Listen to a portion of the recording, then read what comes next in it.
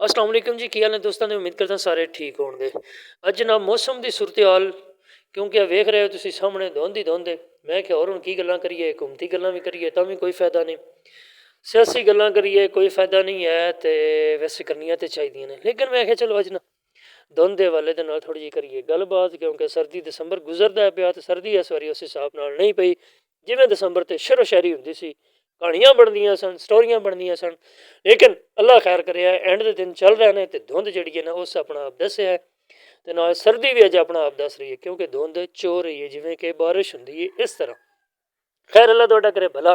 तो यह जनाब देखो गड्डियां छड़ियां गुजर रही हैं, जो ट्रैले न इन्हों तो बचना है, मेहरबानी करनी है तो शफकत फरमानी है, इन्नी की एहतियात करनी है कि जिस टाइम ही गड्डी कोई सामने लाइट छोटी मोटी भी आवे ना, एहतियात इन्नी करनी है बंद तो 100 को दूर हो खलो जाना या लगना, क्योंकि कोई पता नहीं किसे टाइम में तो ना समझ आवे तो अगे आ जाए ट्रैला गन्ने वाला। ये जनाब 4-4 फुट बाहर लमके होंगे ने गन्ने, तो खुदा ना खास्ता कोई हादसा ना पेश आ जाए, एहतियात करो। हुण मैनूं दिओ इजाजत, नवीं वीडियो दे नाल फिर मिलांगे। अल्लाह हाफिज़, अल्लाह निगहबान।